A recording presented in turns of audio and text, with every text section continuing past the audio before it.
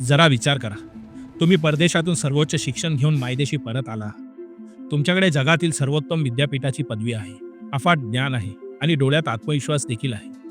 पण भारतात प्रवेश करताच तुम्हाला सन्मानाऐवजी एकच प्रश्न विचारला जातो. तू कोण आहेस?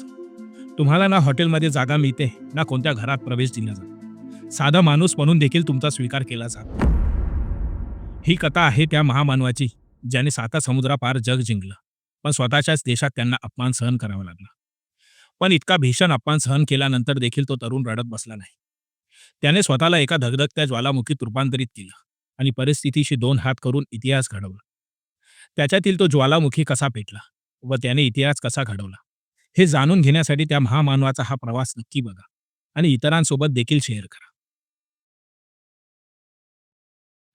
1913 साली एक तरुण भारतातून अमेरिकेला निघतो. भीमराव रामजी आंबेडकर असे त्या तरुणाचे नाव. बाबासाहेबांना भारतात साधा पाण्याचा हक्क नाकारला गेला होता. पण न्यूयॉर्कच्या कोलंबिया विद्यापीठात मात्र त्यांना प्रवेश दिला गेला. तिथे गेल्यावर त्यांना एक आश्चर्याचा धक्का बसला. तिथे ना कोणाची जात विचारली जात होती, ना कसला भेदभाव केला जात होता. तिथे फक्त एकच गोष्ट महत्त्वाची होती, तुमची बुद्धिमत्ता. बाबासाहेब दिवसाचे 18-18 तास लायब्ररीत बसून अभ्यास करत होते. ज्या बाबासाहेबांना भारतात वाईट टाकले गेले होते, तेच कोलंबिया विद्यापीठातून अर्थशास्त्रात टॉपर झाले. त्यांची जगातील सर्वोच्च विद्वान व्यक्तींमध्ये गणना केली जात होती. पण याच सुवर्ण काळात त्यांच्या मनात एक दुःखद विरोधाभास होता. जिथे त्यांना सन्मान मिळत होता, ते त्यांचं घर नव्हतं. आणि जिथे त्यांचं घर होतं, तिथे त्यांना कुत्र्या मांजरांपेक्षाही हीन वागणूक दिली जात होती. कोलंबिया विद्यापीठामध्ये असताना बाबासाहेब केवळ पदव्या मिळवत नव्हते, तर ते स्वतःला एका मोठ्या युद्धासाठी तयार करत होते. त्यांचा उद्देश स्पष्ट होता. मला इतकं समर्थ व्हायचं आहे की उद्या जेव्हा मी भारतात परत जाईन, तेव्हा माझ्या ज्ञानासमोर इथल्या व्यवस्थेला झुकावं लागेल. त्यांना माहीत होतं की भारतात फक्त कायद्याची लढाई लढून चालणार नाही, तर बौद्धिक पातळीवर देखील या व्यवस्थेला आव्हान द्यावं लागेल. म्हणूनच त्यांनी लंडन स्कूल ऑफ इकॉनॉमिक्समध्ये देखील प्रवेश मिळवला. पण स्कॉलरशिपची मुदत संपल्यामुळे त्यांना भारतात परतावं लागलं. इकॉनॉमिक्समध्ये पदवी मिळाल्याने ते आता डॉक्टर आंबेडकर झाले होते. पण दुर्दैवाने त्यांना याची कल्पना नव्हती की त्यांच्या मायदेशात त्यांच्या पदव्यांपेक्षा त्यांची जात मोठी ठरणार होती. 1917 मध्ये बाबासाहेब बडोद्याला परतले. महाराजा सयाजीराव गायकवाड यांच्या दरबारात ते लष्करी सचिव म्हणून रुजू झाले.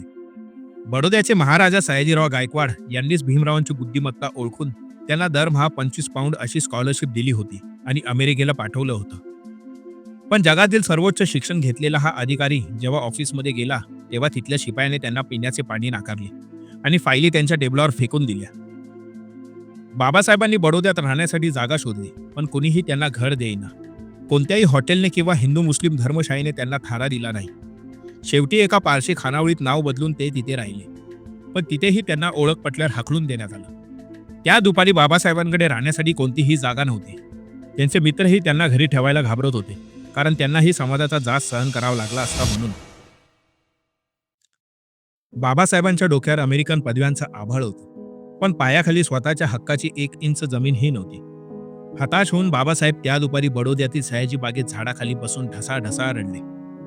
हा अपमान फक्त भीमरावांचा नव्हता, तर तो या देशातील कोट्यवधी शोषितांचा अपमान होता. याच रात्री बाबासाहेबांनी रडणं थांबवलं आणि ठरवलं, आता विनवणी नाही तर संघर्ष होईल. बडोद्याच्या त्या अपमानाने डॉक्टर आंबेडकरांना एक नवी दृष्टी दिली. त्यांना उमजले की जोपर्यंत ही समाजव्यवस्था बदलत नाही, तोपर्यंत शिक्षण ही माणसाला सन्मान मिळवून देऊ शकत नाही. पण ज्यांना मंदिरात, शाळेत आणि विहिरीबाहेर बोलण्याची बंदी होती, त्यांचा आवाज जगापर्यंत पोहोचणार कसा, असा विचार बाबासाहेब सतत करत होते. आणि याच विचारातून जन्म झाला मूक नायक या वृत्तपत्राचा.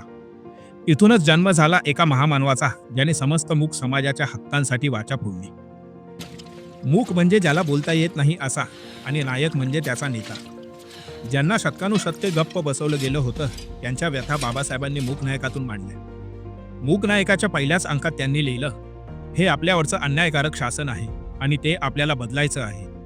बाबासाहेबांनी मूक नायकाच्या माध्यमातून शब्दांचे असे बाण सोडले की पुण्याच्या राजकारणापासून ते थेट लंडनच्या संसदेपर्यंत खळबळ उडाली. त्यांनी सिद्ध केलं की परिवर्तनासाठी शस्त्र हातात घेण्यापेक्षा लेखणी चालवणं कितीतरी पटीने शक्तिशाली असतं. मूक नायक हे केवळ वृत्तपत्र नव्हतं, तर तो आधुनिक भारताच्या लोकशाहीचा पहिला हुंकार होता. ज्या मुलाला राहण्यासाठी घर नाकारलं गेलं होतं, त्याने आता शब्दांच्या जोरावर संपूर्ण जगाचं लक्ष स्वतःकडे वेधून घेतलं होतं. पण हे वृत्तपत्र सुरू ठेवण्यासाठी लागणारी ताकद आणि पैसा बाबासाहेबांकडे त्या काळी नव्हता. कुठून आला असेल हा पैसा? कोण होती ती महान व्यक्ती ज्यांनी बाबासाहेबांच्या या लढ्याला साथ दिली? मूक नायकाच्या या प्रवासात बाबासाहेबांना साथ देणारी ती महान व्यक्ती म्हणजे कोल्हापूरचे राजर्षी शाहू महाराज. शाहू महाराज हे केवळ एक राजा नव्हते, तर ते काळाच्या पुढचा विचार करणारे थोर समाजसुधारक होते. त्यांनी भीमरावांच्या रूपाने भारताचा भविष्यकाळ ओळखला होता. त्यांनी ओळखलं होतं की हा तरुण केवळ एका वर्गासाठी नाही, तर संपूर्ण देशातील विषमतेविरुद्ध लढणारा योद्धा आहे. राजर्षी शाहू महाराजांच्या पाठिंब्याने मूक नायक घराघरात पोचलं आणि इथूनच खऱ्या अर्थाने एका महासंग्रामाची नांदी रचली गेली. हा लढा आता वैयक्तिक राहिला नव्हता, तर तो आता माणसाला माणूस म्हणून प्रतिष्ठा मिळवून देण्याचा जागतिक लढा बनला होता. मित्रांनो, मूक नायकने विचारांची मशाल तर पेटवली होती, पण हा वैचारिक लढा प्रत्यक्षात मैदानात उतरवण्याची वेळ आता जवळ आली होती. आणि तो ऐतिहासिक क्षण अखेर उजाडला, जिथे एका बाजूला रयतेचे राजे छत्रपती शाहू महाराज होते आणि दुसऱ्या बाजूला पदोपदी अपमानित झालेले पण ज्ञानाने तळपणारे भीमराव आंबेडकर होते. कोल्हापूर जिल्ह्यातील माणगावची ती ऐतिहासिक परिषद, जिथे राजर्षी शाहू महाराजांनी हजारो लोकांच्या समोर एक असं भाकीत केलं ज्याने संपूर्ण जगाचं लक्ष वेधून घेतलं. काय होते ते शब्द आणि शाहू महाराज व बाबासाहेबांच्या पहिल्या प्रत्यक्ष भेटीत नक्की काय घडले? मूक नायकची ती गर्जना कशी एका अफाट जन आंदोलनात बदलली आणि त्या भेटीने भारताचं भविष्य कसं लिहिलं गेलं, हे आपण अनुभवणार आहोत या सिरीजच्या पुढील सर्वात पॉवरफुल भागात. पुढील भाग पाहण्यासाठी आत्ताच चॅनलला सबस्क्राईब करा आणि बेल आयकॉन दाबायला विसरू नका. व्हिडिओ आवडला असेल तर लाईक करा आणि इतरांसोबत देखील शेअर करा. भेटूया पुढच्या भागात. जय भीम, जय भारत.